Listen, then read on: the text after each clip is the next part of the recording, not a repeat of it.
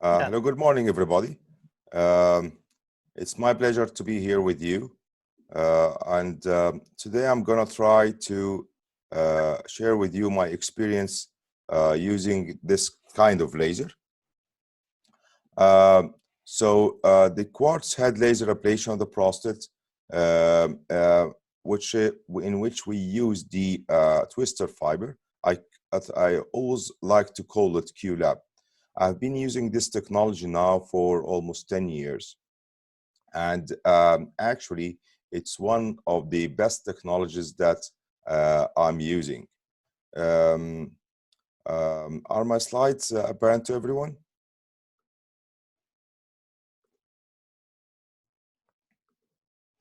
Yes, sir. We can see that, sir. Okay, very good. So, as I said, I have been using this technology for almost 10 years now. And I call it QLab, short for quartz head laser contact laser ablation of the prostate. Um, um, I have done over 2,000 cases using this technology, and I feel that it is one of the best technologies available now. As you have heard today, that we have many different techniques for treating prostatic hyperplasia or PPO. Um, the one that I'll be concentrating on actually would be ablation. And as you have heard today, ablation can be in a non-contact side firing mode or using contact quartz head or the twister fiber. Of course, we have a newer fiber now, which is called excavator. I'm going to give you a hint at the end. So for laser ablation of the prostate, you have two modes, non-contact mode. And in non-contact mode, you can use either green laser or 980 nanometer laser. But in contact mode, and this is the extra large twister fiber, you use either 980 nanometer diode laser or 1470 nanometer diode laser, or combination of both, as you heard today. So the twister fibers actually has many advantages over the side firing fibers. Higher efficiency, being sturdier fiber that lasts for longer time, and of course that makes it capable of doing bigger process, which is very important in countries like us where the field is very price sensitive. Of course, it shouldn't cause side effects. We know that we have many side effects of the side firing fibers, like irritative symptoms and tissue sloughing. These are some of the papers that we have published comparing both the side firing to the twister fiber in animal models, and then when we took that to patients, and of course our clinical experience. So in the coming slides, the side firing will be in the blue bars or blue color, and the quartz head or twister will be in the red colors. We compared both fibers or both techniques, the side firing and the quartz head, and actually, as you can see, at the baseline, both techniques, both patients' cohorts are almost equal regarding symptomatology. But in the post-operative, at 6 months' time, you'll see that there is improvement, great improvement in both of them in the IPSS and in quality of life. So if you look directly at the 6-month point, you will see no difference in the improvement in the IPSS symptom score and the quality of life. Regarding the improvement in the Qmax from the baseline, you will see that there is an increase, a significant increase in both arms of the study. But this increase is bigger in that of the quartz head. Again, the reduction in the prostatic volume is almost equal in both techniques. It is although it is a little bit higher in that of the quartz head, although this is not a statistically significant. But it reaches around 55% reduction as compared to 47% reduction in the side-firing fiber. BSS reduction is in the neighborhood of 60% in both arms of the studies. There were no significant hemoglobin or electrolyte change in both arms, although the reduction in the sodium is a little bit more than that of this in the twister head or the twister fibers as compared to the sodium reduction in the side-firing fiber. But again, this is not statistically significant. There was no change in the potassium in both arms. Now, one of the very important things that we have to address, especially in countries like us, would be the efficiency of these fibers, the ablation rate, in which we compare how much tissues, how many liters of tissues are we moving per minute. And as you can see, the twister is much more efficient than that of the side-firing fibers. Side-firing fiber is slow and breaks easily, in addition to being less ablative than the twister fibers. Another thing would be fiber durability, and we measured how much kilojoules can the fiber withstand compared to the other fiber. And the side-firing fibers only withstand something like 186 kilojoule, which is sufficient for process like 40 to 50 milliliters.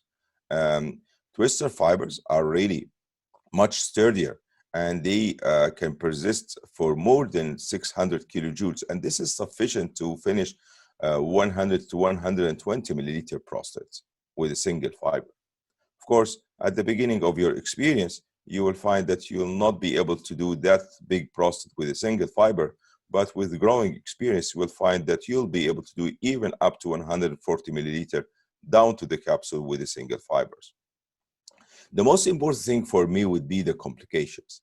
Both actually arms, the side-firing and twister fibers, there isn't much difference in the complications, except in actually two things. The prolonged dysuria, which plagued the side-firing laser ablation, whether it is green laser or 918 nanometer, it is high, very high. It's around 42% as compared to 17% in the twister fiber group. Passage of remnants is much higher in that of the side-firing fibers. It's around in 52% of cases compared to 16% in the ablation. These remnants can be very big in the side-firing group, causing retention and sometimes necessitating rescoping these patients to get these chunks out. Now, a question that always nagged me was, what about very large fiber or prostates? I'm getting very huge prostates. So we published our work comparing, trying to address, can we do very large or huge prostates with the quartz head contact laser or the twister? And we compared doing large volume prostates to small and medium size to see if this advantage that we saw in the when we compared to the side-firing fiber, is it can we propagate it or can we take it to the larger fibers? And we had in that study 120 patients, 108 were available at 6 months. 56 were large or huge prostates, I mean more than 80 grams or 80 milliliters, and 52 were small and medium-sized prostates, less than 80 milliliters. And this is the baseline prostate. In that study, we had a prostate in the range between 80 and 265 milliliters.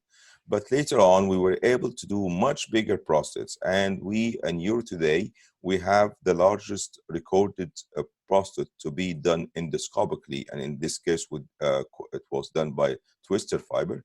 And that documented prostate was 465 milliliter prostate. And that was published in Euro Today back in 2014.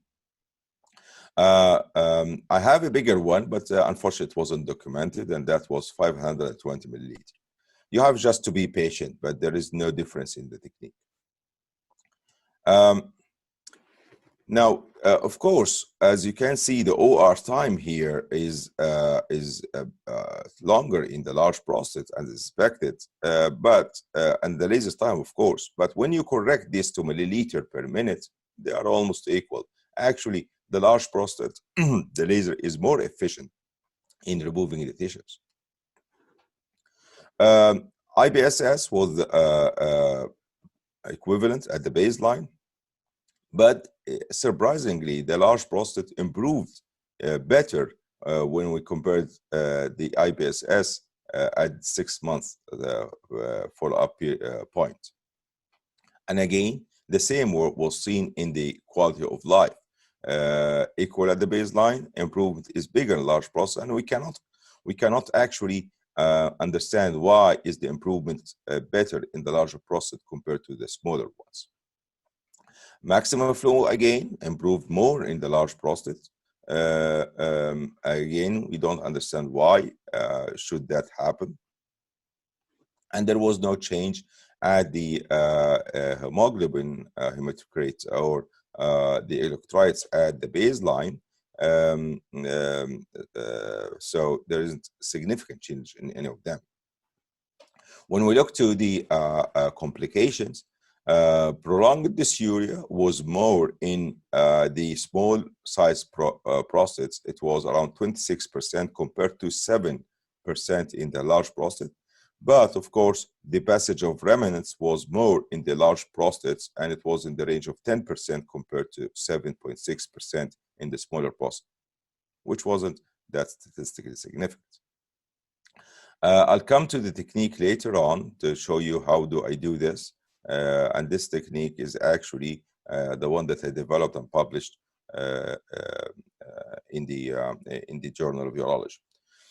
So regarding what do we need, is it a minimally invasive therapy? Yes, definitely, it is a very minimally invasive therapy. And as you heard, you can discharge the patient in the same day or second post-operative day. I usually keep them overnight and remove the catheter second day morning or the following day morning, and discharge them in the following day. Is it of low morbidity? Definitely, it is of low morbidity. Actually, you can use it on anticoagulated patients easily, and achieves an outcome equal to RP or open prostatectomy, but without its complication. And this is very important. That's a very important thing, because TRP is a very successful surgery, but it's plagued with the complications. And is it minimally affected by the gland size? Yes, that's a definite thing. The gland size doesn't matter here. Now, a few years ago, a new fiber was developed by BioLitech, and it is called the excavator fiber. As you can see, it looks very much like an excavator. And actually, the nice thing, it looks very much like the loop that we're using in a TURP. And this was a very good news for those who were trained on TURP or like TURP, like myself. As you can see, the working element is not very much different from the Nesbitt working element of the TURP. I won't discuss this today, but it is a technology that you have to look into it. Because it is really one of the best. Yes, sir. Very good.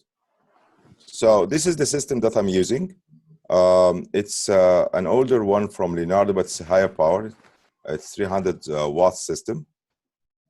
And this is the extra large twister fiber that you have heard today in our presentation. So the twister fiber, there's no difference between the 200 watts and 300 watts system, except it's the speed. And I'm again using the extra large twister fiber here. The same scope of stores, the 23 French scope, continuous irrigation. There is another smaller one, but it's not suitable for the extra large twister. And of course, you should work through a video camera. This is an 80 milliliter prostate. It's trilobar enlargement. As you can see here, there is a middle lobe and 2 lateral lobes. But there is another very small abnormal lobe arising from the left lobe. The technique that I'm using is a modification of Nesbitt technique. I start with the median lobe and then go to the lateral lobes, working first. The first thing that I do is go and ablate the median lobe. And of course, I use both techniques, either the longitudinal or the twister, but I like the twisting technique because it's actually more efficient. It actually ablates tissues faster. The nice thing about this twister fiber that the more you work with it, the faster it becomes.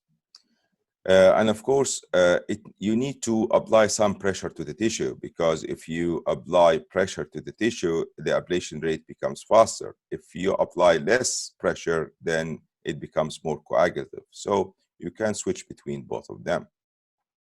So I continue ablating the middle lobe. As you can see, in the upper corner of the screen, the twisting movement of my hand. It is here, as you can see, the circular fiber of the bladder neck is very apparent in that shot. So that's what you need to do, is that you need to ablate all the tissues until you get this clean view of the circular fibers of the bladder neck, and then later on the capsule when you go more distally. So I reached that now, and what I do is now I'm gonna go and start ablating the lateral lobes.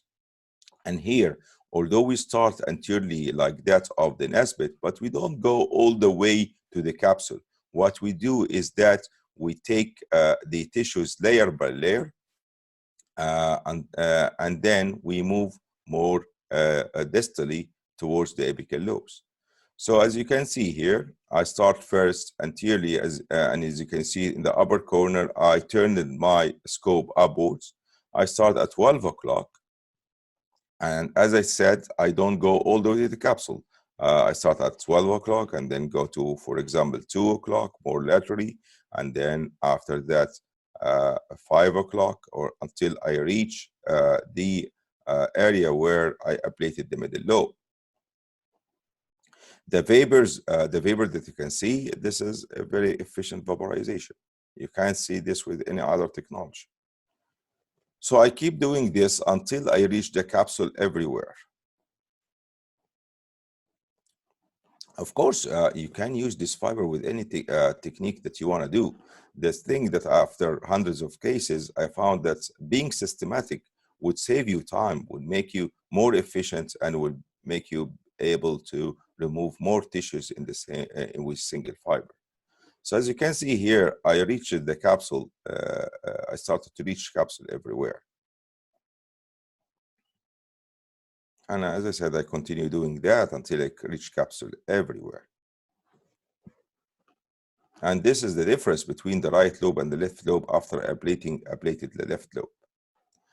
I do the same thing with the right lobe, starting proximally, going all the way to the capsule, and then distally, going all the way to the capsule. And if you have a larger prostate, like for example, 200 grams or more prostate, you can divide the prostates longitudinally into even three areas from proximal to distal. So I do the same thing with the right lobe now. I start at 12 o'clock. And as I said, I don't go all the way to the capsule. I go layer by layer until I reach the capsule everywhere. Another very important thing, don't ever pull your fiber inside the sheath while you're firing it. You can destroy your telescope, your lens, in seconds.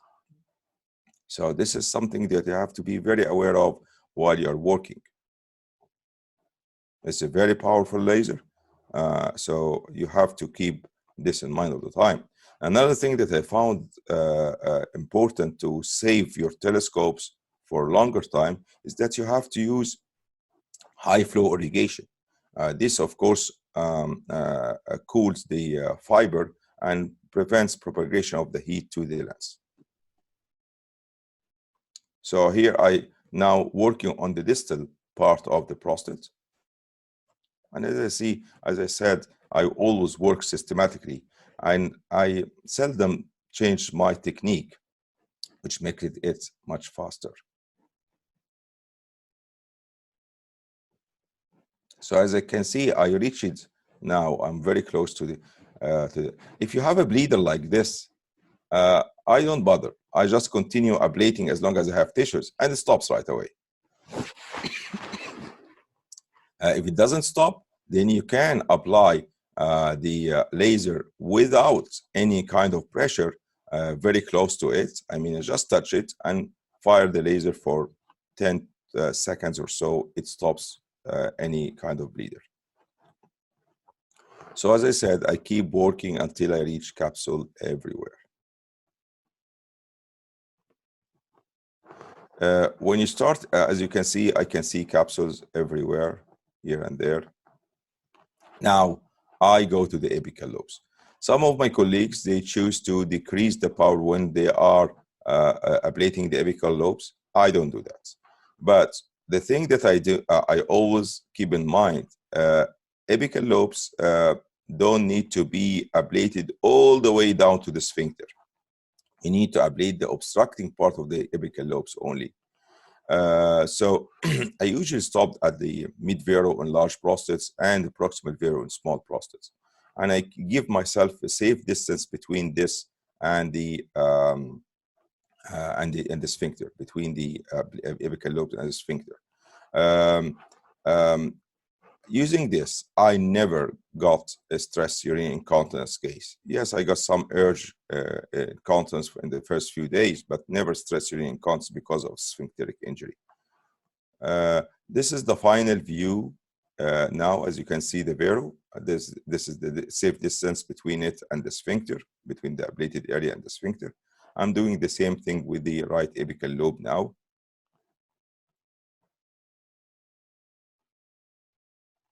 And here I'm standing at the sphincter, safe distance, vero, and it's all wide open. This is the final view at the end.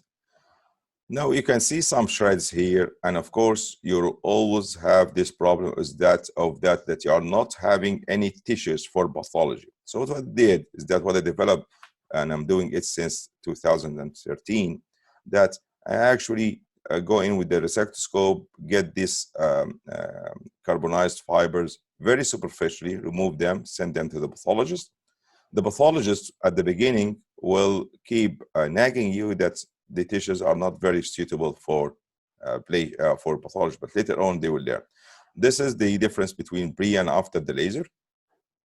And this is a patient that I had to cystoscope him again after 3 months because of concomitant bladder tumor. And as you can see, the fossa heals very nicely. This is a CT view for the same patient. As you can see, the fossa is wide open. So this is the end of my presentation, and I am open for any kind of discussion. Thank you.